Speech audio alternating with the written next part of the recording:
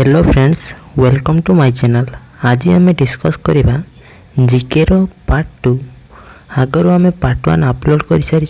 जो मैंने देखी ना प्लेलिस्ट वीडियो रे अच्छी देखी नियंतु। एग्जाम रे आपण मानकु एमिति टाइप रो प्रश्न देखिबा को मिलिबो, सेथि पई वीडियो को टिके हेले भी स्किप करिवे नहीं। जदि आपण ए जाय आम चैनल को सब्सक्राइब करि नाहंती जल्दी ही सब्सक्राइब कर दिंतु, जहाँद्वारा आपण आमर समस्त वीडियो को सर्वप्रथमे देखिपारे। चलतु क्वेश्चन सीरीज को स्टार्ट करिबा।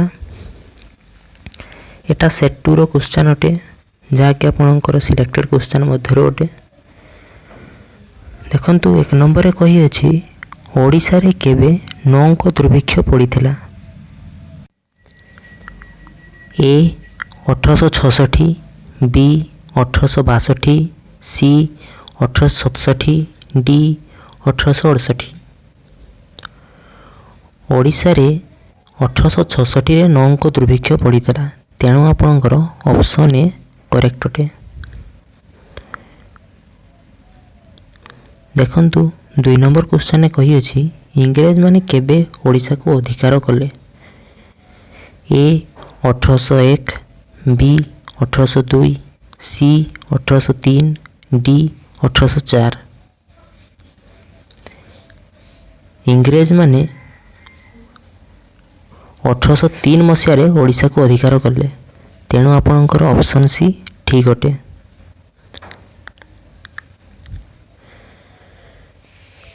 तीन नंबर क्वेश्चन ने कही अछि कहार नाम अनुसार रेभेन्सा विश्वविद्यालय प्रतिष्ठा होइथिला।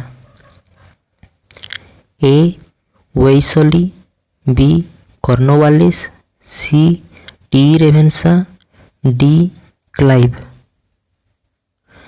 यार आंसर आप जानी टी रेभेन्सा, जहाँकि आपणकर ऑप्शन सी अटे। 4 नंबर क्वेश्चन ने कही अछि केते मसीह रे ओडिसा रे प्रथम मुद्रण यंत्र प्रतिष्ठा हैला।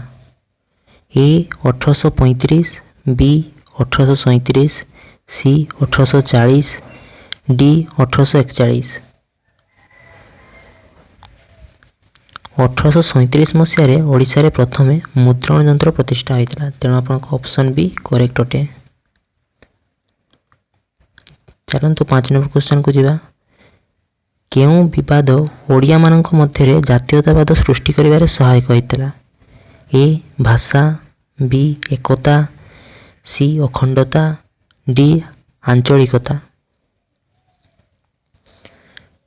भाषा विवाद ओडिया मानक मध्य जातीयतावाद सृष्टि करिवारे सहायक होइतिला, जहाँकि आपणकर ऑप्शन ए रे अछि, तेणु ऑप्शन ए आपणकर ठीक अटे। 6 नंबर क्वेश्चन कही अछि भारतर स्वायत्त शासन आईन केबे प्रतिष्ठा हैला। ए 1880, बी 1881, सी 1882, डी 1884। 1882 रे आपणकर भारतर स्वायत्त शासन आईन प्रतिष्ठा होइतिला, तेणु आपणकर ऑप्शन सी ठीक अटे।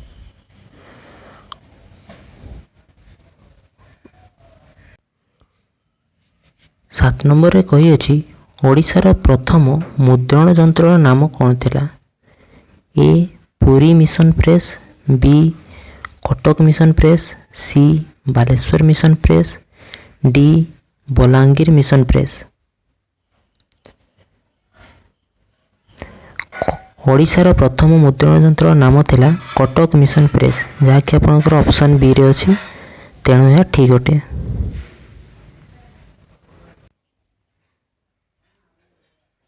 8 नंबर रे कही अछि उत्कल दीपिकार संपादक किए थिले। ए गौरीशंकर राय, बी फकीर मोहन, सी मधुसूदन, डी गंगाधर मेहर। उत्कल दीपिकार संपादक थिले गौरीशंकर राय, तेणु आपणकर ऑप्शन ए ठीक अटे। 9 नंबर क्वेश्चन को चलंतु जिबा। ओडिशा रे जातीयतावादर जननी काहाकु कुहा जाय। ए गड़जात मिश्रण, बी उत्कल सम्मिलनी, सी ऊनविंश शताब्दी आंदोलन रे ओडिया भाषा, डी असहयोग आंदोलन। କାହାକୁ ଓଡ଼ିଶାରେ ଜାତୀୟତାବାଦର ଜନନୀ କୁହାଯାଏ? ଓଡ଼ିଶାରେ ଜାତୀୟତାବାଦର ଜନନୀ ଊନବିଂଶ ଶତାବ୍ଦୀ ଆନ୍ଦୋଳନରେ ଓଡ଼ିଆ ଭାଷାକୁ କୁହାଯାଏ, ଯାହାକି ଆପଣଙ୍କର ଅପସନ୍ ସି ଅଟେ।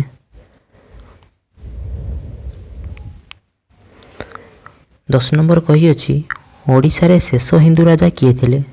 ଏ ମୁକୁନ୍ଦ ଦେବ, ବି ଅନଙ୍ଗ ଭୀମ ଦେବ, ସି ଚଳଗଙ୍ଗ ଦେବ, ଡି ଯଯାତି କେଶରୀ। ଓଡ଼ିଶାର ଶେଷ ହିନ୍ଦୁ ରାଜା ଥିଲେ ମୁକୁନ୍ଦ ଦେବ, ତେଣୁ ଆପଣଙ୍କର ଅପସନ୍ ଏ ଠିକ୍ ଅଟେ। 11 ନମ୍ବର ହେଉଛି ଗୌରୀଶଙ୍କର ରାୟ କେଉଁ ସମ୍ବାଦପତ୍ରର ସମ୍ପାଦକ ଥିଲେ? ଗୌରୀଶଙ୍କର ରାୟ ଆପଣଙ୍କର ଏ ସମ୍ବାଦବାହିକା, ବି ବୋଧଦାୟିନୀ, ସି ଉତ୍କଳ ଦୀପିକା, ଡି ସମ୍ବଲପୁର ହିତୈଷିଣୀ।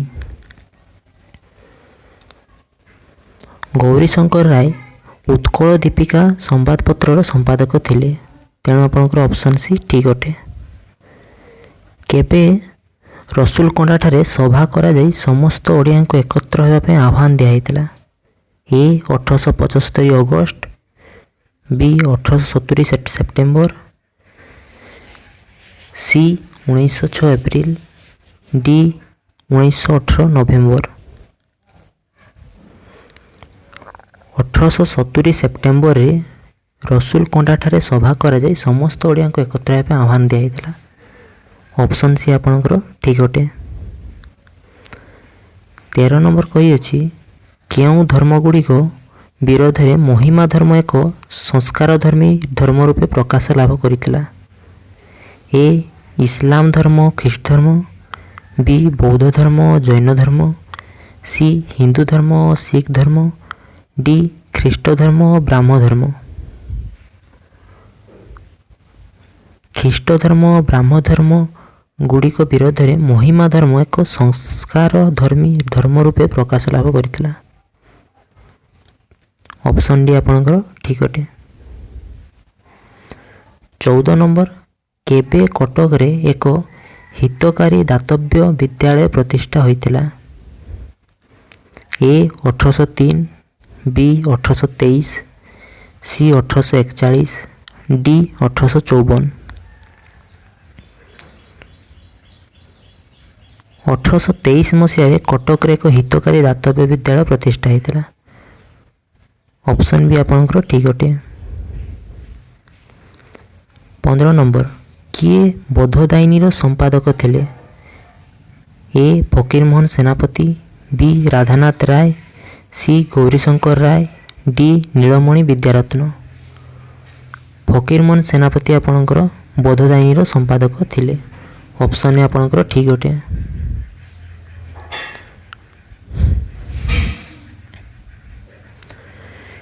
କିଏ କୃଷ୍ଣଚନ୍ଦ୍ର ଗଜପତିଙ୍କ ପ୍ରଥମ ମନ୍ତ୍ରିମଣ୍ଡଳରେ ଜଣେ ମନ୍ତ୍ରୀ ଥିଲେ?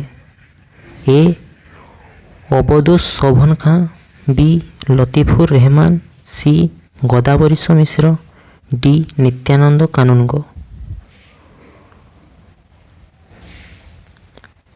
ଲତିଫୁର ରେହମାନ କୃଷ୍ଣଚନ୍ଦ୍ର ଗଜପତିଙ୍କ ପ୍ରଥମ ମନ୍ତ୍ରିମଣ୍ଡଳରେ ଜଣେ ମନ୍ତ୍ରୀ ଥିଲେ। ଅପସନ୍ ବି ଆପଣଙ୍କର ଠିକ୍ ଅଟେ। 17 ନମ୍ବର କେବେ ଓଡ଼ିଶା ତା'ର ସ୍ୱାଧୀନତା ହରାଇଥିଲା? ଏ 1660, ବି 1852, ସି 1568, ଡି 1572। 1568 ମସିହାରେ ଓଡ଼ିଶା ତା'ର ସ୍ୱାଧୀନତା ହରାଇଥିଲା। ଅପସନ୍ ସି ଆପଣଙ୍କର ଠିକ୍ ଅଟେ। କେବେ ପୁରୀ, କଟକ, ବାଲେଶ୍ୱର ଜିଲ୍ଲାର ସଦର ମହକୁମାରେ ଗୋଟିଏ ଗୋଟିଏ ଲେଖାଏଁ ଜିଲ୍ଲା ସ୍କୁଲ ସ୍ଥାପିତ ହୋଇଥିଲା? ଏ 1858, ବି 1870, ସି 1903, ଡି 1907। 1858 ମସିହାରେ ପୁରୀ, କଟକ, ବାଲେଶ୍ୱର ଜିଲ୍ଲାର ସଦର ମହକୁମାରେ ଗୋଟିଏ ଗୋଟିଏ ଲେଖାଏଁ ଜିଲ୍ଲା ସ୍କୁଲ ସ୍ଥାପିତ ହୋଇଥିଲା। ଅପସନ୍ ଏ ଆପଣଙ୍କର ଠିକ୍ ଅଟେ। କେବେ ମଧୁସୂଦନ ଦାସ BL ଡିଗ୍ରୀ ହାସଲ କରିଥିଲେ? ଏ 1870, ବି 1873, ସି 1876, ଡି 1878। 1878 ମସିହାରେ मधुसूदन दास PL डिग्री हासिल करते। ऑप्शन डी आपणकर ठीक अटे। 20 नंबर कही अछि टी रेभेन्सा किए थिले? A Banga commissioner, B Odisha commissioner, C Madras commissioner, D Bombay commissioner. T Ravenshaw ओडिशार कमिशनर थिले, जहाँकि आपणकर ऑप्शन बी ठीक अटे। आजिर वीडियो रे एतिकी। जदि आपण एजाएं आम चैनल को सब्सक्राइब करना आम चैनल को जल्दी सब्सक्राइब कर दिंतु। नेक्स्ट वीडियो रे आमे यार अन्य क्वेश्चन गुड़ी को करिबा।